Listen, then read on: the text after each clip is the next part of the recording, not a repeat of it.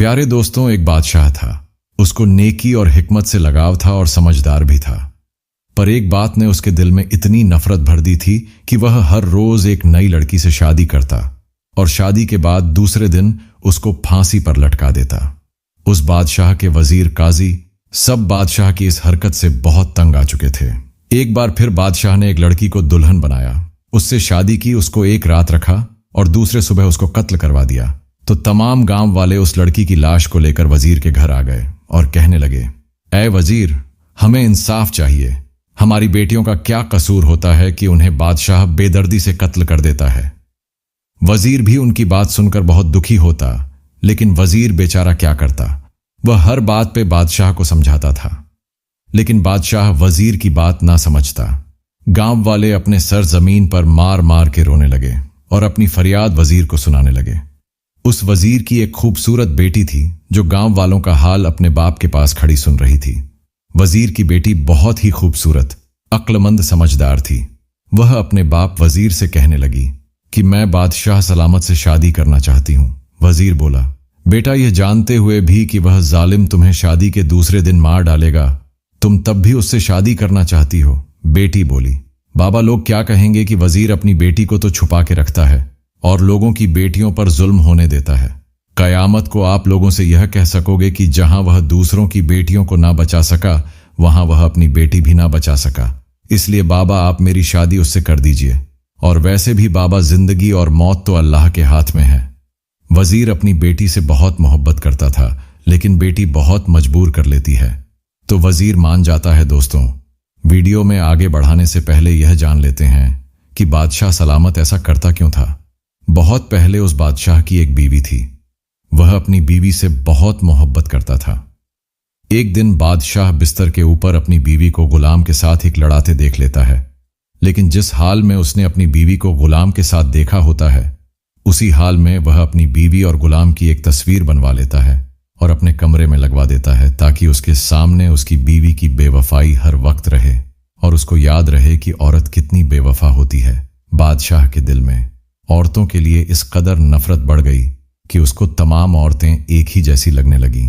इसलिए ही बादशाह जिस लड़की से शादी करता और दूसरे दिन उसको फांसी पर लटका देता, यह सोच करके ना ही उसकी जिंदगी में कोई औरत होगी और ना ही उसके साथ कोई बेवफाई करेगी। बादशाह को इस बात से उसके वजीर बशीर ने बहुत समझाया, लेकिन बादशाह ना समझा।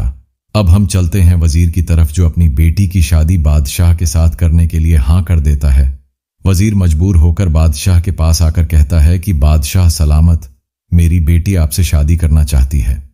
बादशाह हैरान होकर कहता है कि तुम्हारी बेटी को पता नहीं है क्या कि शादी के अगले दिन हम उसको फांसी पर लटका देंगे। वजीर अपनी आंखों में आंसू लेकर बोला कि बेटी जिद कर रही है। बादशाह बोला कि अगर तुम्हारी बेटी जिद कर रही है और तुम उसकी जिद पूरी करना चाहते हो, तो फिर शादी की तैयारी शुरू कर दो। और अगले ही दिन वजीर की बेटी और बादशाह की शादी हो जाती है। वजीर की बेटी अब बादशाह की मल्लिका बन जाती है। बादशाह जब शादी की रात वजीर की बेटी को देखता है तो वह हसीन और जमील होती है। बादशाह की तवज्जो वजीर की बेटी की तरफ ही होती है कि अचानक उसी कमरे में लगी उसकी बीवी की तस्वीर पर बादशाह की नजर पड़ जाती है। तब बादशाह को औरतों की बेवफाई याद आ जाती है, तो बादशाह गुस्से में और जोश में आकर कहता है कि आप हमारे वजीर खास की बेटी हैं और आपने यह बेवकूफ़ी वाली हरकत क्यों की, यह जानते हुए भी कि कल सुबह आपको हम कत्ल करवा देंगे।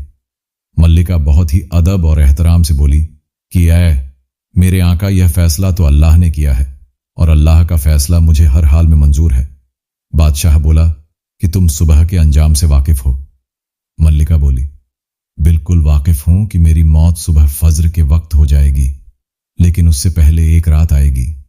मल्लिका बोली, मोहब्बत की खुशी को लंबाई से नहीं नापा जाता, उसकी गहराई देखी जाती है। बादशाह बोला कि तुम्हारे इस दिल फरेब बातों का मेरे दिल पर कोई असर नहीं। मल्लिका बहुत ही एहतराम से बोली कि मैं एक रात के लिए आपकी बीवी हूं और इस रात पर मेरा पूरा हक है और सुबह पर आपका इख्तियार है। आप इतना गुस्सा क्यों कर रहे हैं? एक रात के लिए तो ठंडे हो जाएं। उसके बाद बादशाह थोड़ा ठंडा और पुरसुकून हो जाता है। मल्लिका बोली कि आपका दिल बहलाने के लिए मैं आपको क्या सुनाऊं, कोई नज्म सुनाऊं, कोई शेर सुनाऊं, कोई किस्सा सुनाऊं या फिर कोई गाना सुनाऊं? बादशाह बोला कि एक रात की बीवी हो और इस रात पर तुम्हारा पूरा हक है।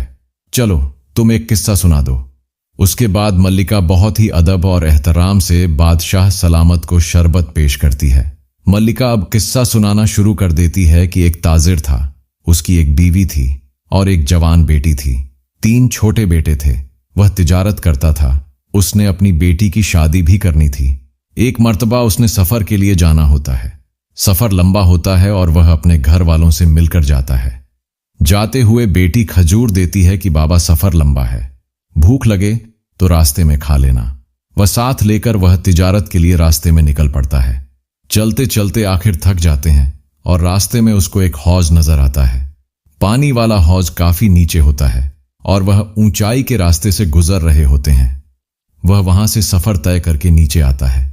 यह सोच करके यहां बैठकर खजूर खा लूंगा और पानी भी पी लूंगा। वहां वह बैठकर खजूर खा रहा होता है और खजूरों की गुठलियों को पानी में फेंक रहा होता है। और अब जो सफेद पानी होता है और अचानक सुर्ख हो जाता है और अचानक हौज के अंदर से एक बहुत बड़ा जिन नमूद हो जाता है। उस जिन के हाथ में बहुत बड़ी तलवार होती है। वह ताजिर बेचारा जिन को देखकर परेशान हो जाता है और कांपने लग जाता है। जिन उस ताजिर से कहता है कि मैं तुम्हें अभी कत्ल कर डालूंगा, मरने के लिए तैयार हो जाओ। वह ताजिर कहता है कि मेरा कसूर क्या है, मैंने किया क्या है? जिन बोला, ए आदमजात, तुमने खजूर खाकर गुठली हौज में फेंक दी है जो मेरे छोटे मासूम बच्चे की हलक में जाकर फंस गई है और वह मर गया है। ताजिर बोला, लेकिन मुझे तो आपका बेटा नजर ही नहीं आया।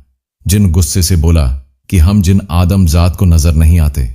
ताजिर बेचारा रोता हुआ कांपता हुआ बोला कि इसमें अब मेरा क्या कसूर है? जिन बोला कि तुझ पर एहतियात तो लाजिम थी, अब अपनी जान बचाने के बहाने न ढूंढ। वह बोला कि अगर यह मेरा गुनाह है तो नादानी में हुआ है। जिन बोला, नादानी में हो या जानते हुए गुनाह गुनाह होता है। मुझे अपने बेटे का कसास चाहिए, खून का बदला। खून, यही इंसाफ है। ताजिर बेचारा मजबूर होकर बोला डरता हुआ कि अगर मुझे मारने से तेरा बदला पूरा हो जाएगा तो मुझे मंजूर है। ताजिर बोला कि मेरी एक शर्त है। जिन बोला कि वह क्या? ताजिर बोला कि मरने के बाद कब्र की मिट्टी का बोझ तो उठा सकता हूं, लेकिन लोगों का मैंने कर्ज देना है, वह बोझ मैं नहीं उठा सकता।